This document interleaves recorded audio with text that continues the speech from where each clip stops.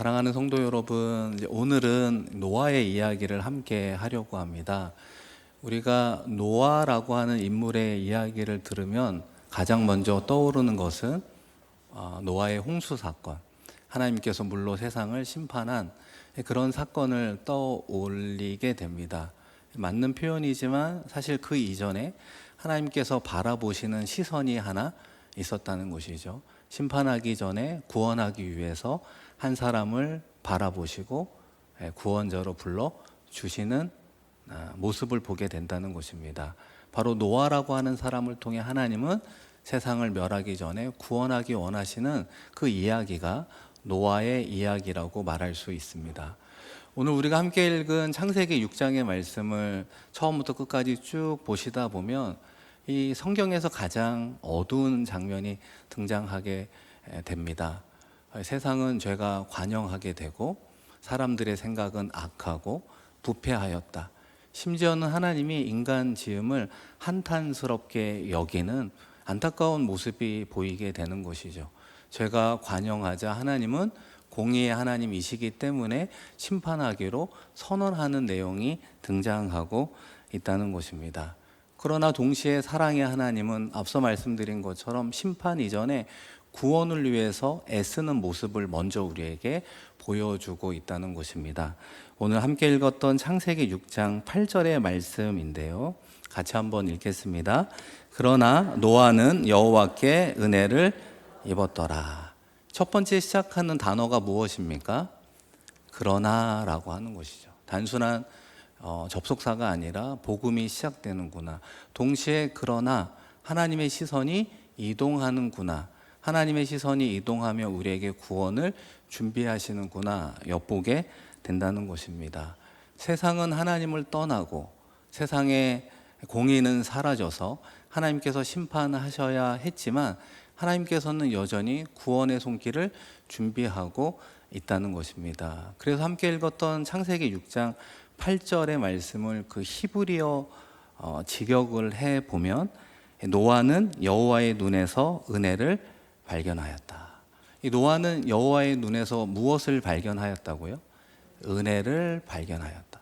이 말씀이 참 큰 은혜가 되는 것 같습니다. 노아는 하나님의 눈에서 은혜를 발견하게 되었다는 것이죠. 노아가 하나님을 먼저 발견한 것이 아니라 하나님이 노아를 바라보고 있었다 말씀하고 있는 것입니다. 이 표현 속에 우리가 알 수 있는 은혜란 무엇인가? 우리가 하늘로 올라가서 하나님을 찾는 그런 어떤 방식으로 얻어지는 것이 아니라 하나님께서 아래로 향하여 다가오시며 우리를 바라보시는 그 시선은 은혜라는 이름을 가지고 있다는 것입니다. 사랑하는 성도 여러분, 우리가 사순절을 보내며 전통적으로 가지고 있는 어떤 신앙의 단어 하나가 있다면 경건함이라고 말할 수 있습니다. 경건하게 생활하는 것이 중요하죠. 그런데 오늘 말씀 가운데 우리는 무엇을 하나 생각해 보아야 되는 것입니까? 경건함 속에서 나는 부족하고 나는 넘어지고 나는 실패하고 그래서 나는 죄인입니다 라고 하는 부분을 강조할 수도 있지만 동시에 노아처럼 무엇을 인식하며 사는 것이 중요할까요? 하나님이 우리 한 사람 한 사람을 바라보고 있는 영적 시선을 느끼는 것이 중요하다는 거예요.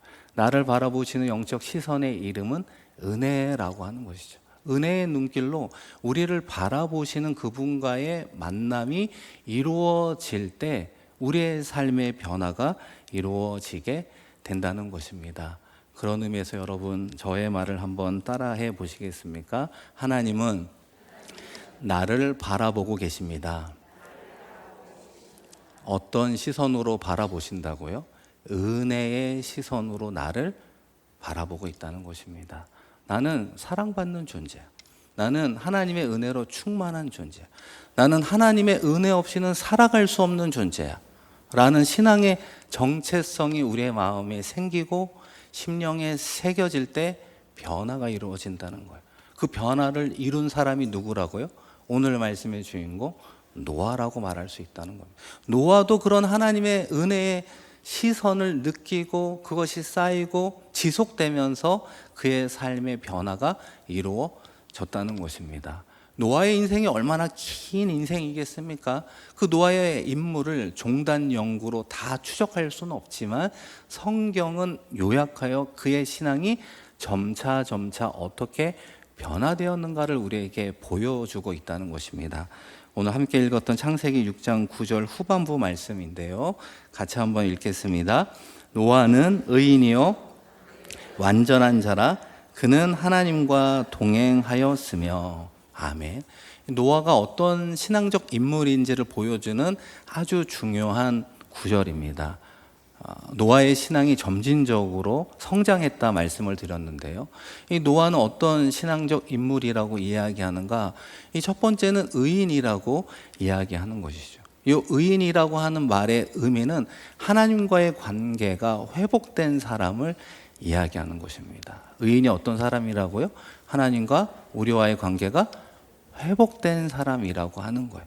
많은 사람들은 이렇게 생각합니다. 노아가 의인이었기 때문에 방주를 짓는 사람으로 선택받은 거야.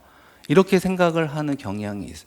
그렇지 않다는 겁니다. 창세기 6장 8절의 말씀처럼 하나님의 은혜의 시선이 노아에게 향하고 있었어요.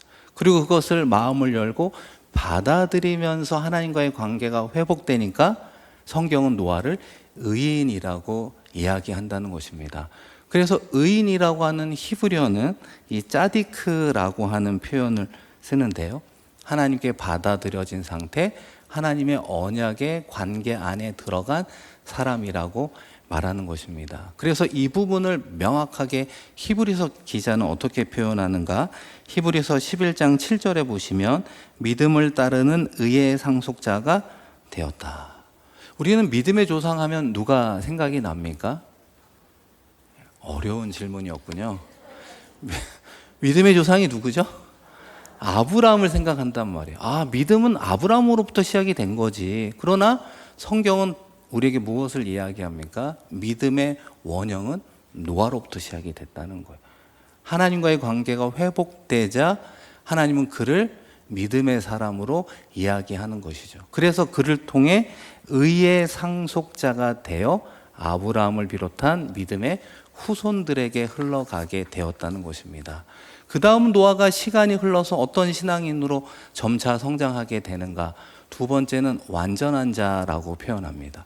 여기서 완전하다는 것은 문자적인 의미로 실수가 없고 빈틈이 없고 우리가 생각하는 퍼펙트한 사람, 그런 사람을 이야기하는 것이 아니라 이 완전한 자의 의미는 하나님을 향하여 한 방향으로 바라본다라는 의미를 가지고 있습니다.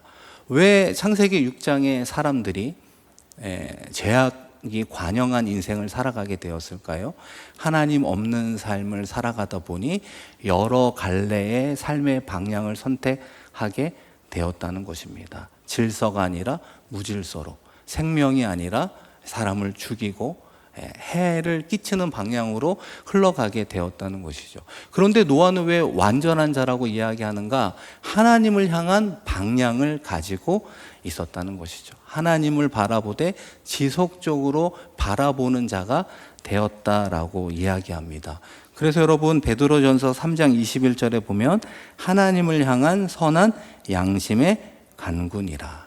하나님을 향하여 노아는 그 시선을 놓치지 않았다 평가하고 있다는 것입니다. 마지막으로 노아는 어떤 사람이라고 이야기하느냐? 하나님과 동행하는 사람이라고 이야기합니다. 이 말은 문자 그대로 단순히 믿음 있는 사람을 넘어서 하나님과 함께하는 사람이라고 말할 수 있습니다. 하나님과 동행하는 삶을 무엇이라고 신약 성경은 이야기하는가? 베드로후서 2장 5절 말씀인데요. 같이 한번 읽겠습니다. 오직 의를 전파하는 노아. 여러분, 이게 중요한 거예요. 하나님과 동행하는 사람은 머리와 마음으로만 감사하고 느끼는 것이 아니라 행동으로 드러나게 되어 있다는 거예요. 그렇기 때문에 노아는 하나님과 동행하면서 무엇을 이야기합니까? 의를 전파했다. 신약 이후의 말씀으로 이야기하면 복음을 증거했다. 이렇게 이야기할 수 있는 것 아닙니까? 그런 의미에서 오늘 수요 기도회를 하기 전에 오랜만에 우리 남대문 교회를 방문하신 권사님을 만나게 됐습니다. 우리 임길자 권사님. 오시게 되었는데요. 이 지난주 수요일도 오셨어요. 근데 이제 왜 오셨는지를 제가 잘 몰랐는데 수요 기도회 이후에 오랜만에 미국에서 한국 방문한 이유가 여러분 무엇인 줄 아십니까?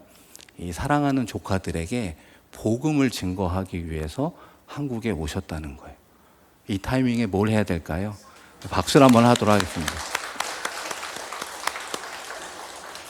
상당히 부끄러워하시네요. 이 고령이시거든요. 아마 한 이틀인가 있다가 이제 미국으로 가실 예정이라고 합니다. 이제 그 다음에는 언제 한국에 들어오실지 기약할 수 없는, 내가 건강할 때, 내가 사랑하는 가족, 친지, 조카들에게 복음을 안전하면 내가 하나님 앞에 섰을 때 뭐라 이야기할 수 있을까? 그 마음으로 오셨다고 하더라고요. 권사님 맞죠? 네. 제가 거짓말하는 게 아닙니다. 1시간 동안 지난주에 들었거든요. 요는 조카에게 복음을 증거하러 왔다는 거예요. 중요한 건 하나님과 동행하는 사람은 그 삶 속에서 드러나게 되어 있다는 것입니다. 그 동행하는 삶이 우리를 변화시키게 되는데요. 결국 하나님과 동행하는 노아와 같은 우리의 삶은 세상을 억지로 변화시키는 게 아니에요. 하나님과 동행하다 보면 우리 주변의 사람들을 변화시키게 된다는 것입니다. 이 사랑하는 성도 여러분, 미국의 유명한 목사님 중에 이 빌리 그레암 목사님 혹시 들어보셨습니까? 들어보셨나요? 이 빌리 그레암 목사님 2018년도에 돌아가셨어요. 99세에. 그런데 20세기에 복음을 증거한 목사님 중에 가장 큰 영향력을 끼치신 분입니다. 그래서 그분의 설교를 직접 들은 사람이 2억 명이 넘는데요. 별로 놀라지도 않으신데요. 몇 명이 넘는다고요? 2억 명이 넘는데. 1973년도에 우리나라도 오셨잖아요. 여의도, 서울 여의도에서 집회를 할 때 이 조영규 목사님이 통역하시고 수십만 명이 운집해서 은혜 받고 이 한국교회의 대부흥의 전환점을 이루었던 장본인이 누구라고요? 빌리 그레암 목사님입니다. 제가 그분의 이야기를 하려고 하는 게 아니라 그분의 사모님, 루스 그레암이라는 사모님이 계세요. 그러니까 빌리 그레암이 영적 거장이니까 그 사모님도 얼마나 대단한 사람이었겠습니까? 그런데 이제 어떤 분들이 그 루스 그레암이라는 사모님에게 질문을 한 거예요. 사모님, 저희가 질문을 좀 해도 되냐고. 하시라고. 질문이 무엇이냐면 빌리 그레암 목사님과 이혼하고 싶은 적은 없으셨어요? 뭐 하고 싶은 적이 없냐고요? 이혼하려고 한 적은 없냐고. 이 갑작스러운 돌발 질문에 이 루스 사모님은 한 번도 없었다고. 그런데 그 다음 말이 무엇인 줄 아십니까? 그러나 남편을 죽이고 싶었던 적은 여러 번 있었습니다. 그러니까 막 웃는 거예요, 사람들이. 그러면서 그 사모님이 이런 이야기를 하더라고요. 저도 목사님과 함께 기도하며 통역하면서 수많은 시간을 보내며 깨달은 거 하나는 우리는 사람을 변화시킬 수 없습니다. 하나님은 누가 변화시킬까요? 사람을 누가 변화시킬까요? 제가 지금 방금 뭐랬죠? 하나님을 죄송합니다. 지금 저녁이라 정신이 약간 혼미하네요. 사람을 변화시키는 분은 누굴까요? 하나님만 변화시킨다는 거예요. 아무리 저도 이 빌리 그레암 목사님 변화시킬 수 없다는 걸 깨달았. 하나님이 변화시키고 나는 그저 무엇을 할까요? 사랑하는 존재로 살아갑니다. 나는 그저 그분을 사랑할 뿐입니다. 여러분, 이게 우리의 역할인 것 같아요. 우리의 삶의 주변의 사람들의 변화는 우리의 몫이 아니라 하나님의 몫이라고 말할 수 있습니다. 그런데 그 사랑을 하는 것뿐이라고 이야기하는 그 말 속에는 어떤 의미가 있을까요? 도대체 어떻게 남편을 사랑할 수 있어요? 표현이 좀 이상한데요. 어떻게 아내를 계속해서 사랑할 수 있겠습니까? 우리 주변에 있는 사람들을 사랑하는 게 쉬워요? 어려워요? 어렵습니다. 그냥 입술로는 사랑한다고 하지만 진짜 아가페적 사랑한다는 건 어려운 거예요. 근데 어떻게 그저 사랑할 뿐입니다 라고 그 루스 사모님은 이야기할까요? 하나님과 동행하다 보면 자연스럽게 나오는 사랑을 흘려보낸다는 거예요. 왜? 내가 하나님으로부터 사랑을 받았으니까. 내가 하나님과의 시선을 마주할 때마다 이 벌레 같은 죄인을 구원해 주신 주님의 은혜가 크고 놀랍다는 걸 깨달으니까 그 은혜로 하루를 살면서 흘려 보내게 된다는 거예요. 내가 좀 잘하는 영역이 있는데 그것을 필요로 하는 사람을 만났을 때 내가 물질로, 때로는 재능으로, 때로는 격려로, 때로는 중보기도로 도와주는 삶을 살 뿐이라는 거예요. 그 모든 원천은 하나님과 동행할 때 이루어지게 된다는 것입니다. 사랑하는 성도 여러분, 오늘 말씀을 통해 노아는 우리에게 무엇을 하나 이야기하고 있습니까? 노아는 방주를 통해 하나님의 구원을 이룬 사람이구나 말하기 이전에 하나님은 노아라고 한 사람을 변화시키고 그를 통해 인류가 구원 얻을 수 있는 길을 열어주셨다는 것이죠. 그런 의미에서 우리의 가정을 변화시킬 사람은 누가 있겠습니까? 우리의 다양한 모임, 우리의 남대문 교회 공동체의 다양한 부서와 구역과 위원회를 변화시킬 수 있는 그 영적 노아는 누가 있겠습니까? 여러분, 저의 말을 한번 따라해 보시겠습니까? 내가 영적 노아입니다. 그 크고 작은 공동체를 변화시킬 사람이 누구라고요? 나라는 겁니다. 하나님이 그런 영적 노아로 저와 여러분을 불러주고 있다는 것입니다. 그런데 놀라운 사실은 성경은 그런 변화를 일으키는 구원의 놀라운 역사를 일으키는 노아를 어떻게 표현하고 있느냐? 족보로 표현하고 있다는 것입니다. 여러분, 창세기 6장 9절 말씀인데요. 같이 한번 읽겠습니다. 이것이 노아의 족보니라. 이 족보라고 하는 것은 히브리어로 톨레도트라고 합니다. 이 신대원 다닐 때 구약학 배울 때 이 톨레도트라는 말을 참 많이 들었거든요. 중요하다. 그런데 이제 그때는 잘 몰랐는데 이렇게 시간이 지나서 이 다시 한번 창세기에 등장하는 족보가 정말 중요하다라고 하는 것을 다시금 깨닫게 된다는 것입니다. 이 족보라고 하는 것은 창세기 말씀을 읽을 때마다 등장하거든요. 좀 지루하고 어떤 인물 이야기도 아니고 이름이 계속해서 나열되는 것 같아서 대충 눈으로 이렇게 읽고 다음으로 넘어가려고 한단 말이죠. 그런데 이 족보 이야기를 하나님께서는 왜 두고 있는가? 새로운 시대를 열 때 그 새로운 시대를 여는 사람의 이름을 족보라고 하는 형식을 통해서 이름을 두고 있다는 거죠. 이름을 마크하고 있다는 것입니다. 이것이 노아의 족보니라. 다시 말하면 새로운 시대는 누구를 통해 열어간다는 거예요? 노아를 통해서 열어갈 것이다 말씀하고 있다는 것입니다. 그런 의미에서 저와 여러분 다양한 공동체 가운데 속한 그 변화를 일으켜 갈 사람을 뭐라고 표현하고 있겠습니까? 영적 노아인 저와 여러분을 부르고 있다는 것입니다. 새로운 시대를 열어가실 때 하나님은 시스템을 먼저 하는 것도 아니고 제도를 만드시는 것도 아니고 구조를 개혁하는 것이 아니라 먼저 준비될 사람, 준비되어 있는 사람, 그 한 사람을 불러서 새로운 시대를 열어가고 있다는 것입니다. 오늘도 이렇게 수요 기도회 가운데 귀한 자녀들과 함께 예배하는 가정들이 있지 않습니까? 우리 최교진 집사님의 가정의 자녀들, 또 윤태준 집사님의 자녀, 임국영 목사님의 가정의 이런 자녀들, 또 이 자리에는 계시지 않지만 우리가 기도할 때마다 늘 떠오르는 우리의 자녀들, 우리의 손주들이 있는 것 아닙니까? 여러분의 자녀들 변화되기를 원하십니까? 여러분의 자녀들 신앙생활 잘하기를 원하십니까? 여러분의 손주들 하나님께 은혜 받고 이 세상을 변화시키는 선한 영향력을 끼치는 그런 자손들이 되기를 원하십니까? 우리는 바라는 마음이 있죠. 그런 마음으로 기도하는 것 아닙니까? 그런데 성경은 오늘 우리에게 무엇을 이야기하는가? 그 시작은 자녀로부터 시작이 되는 게 아니라는 거예요. 그 시작은 손주들로부터 시작이 되는 게 아니라는 거예요. 족보라고 하는 것이 마지막 우리에게 무엇을 하나 도전하고 있느냐? 이것은 노아의 족보니라. 이것은 윤장훈의 족보니라. 이것은 아무개의 족보니라. 이것은 아무개 권사님의 족보니라. 우리 한 사람 한 사람을 변화시키는 그 변화의 놀라운 역사는 하나님이 일하실 것입니다. 그런데 그 시작은 누구로부터 시작이 된다고요? 나로부터 시작이 된다는 거예요. 내가 변화하면 우리의 가정이 변화되고 우리의 주변이 변화된다라고 약속해 주었습니다.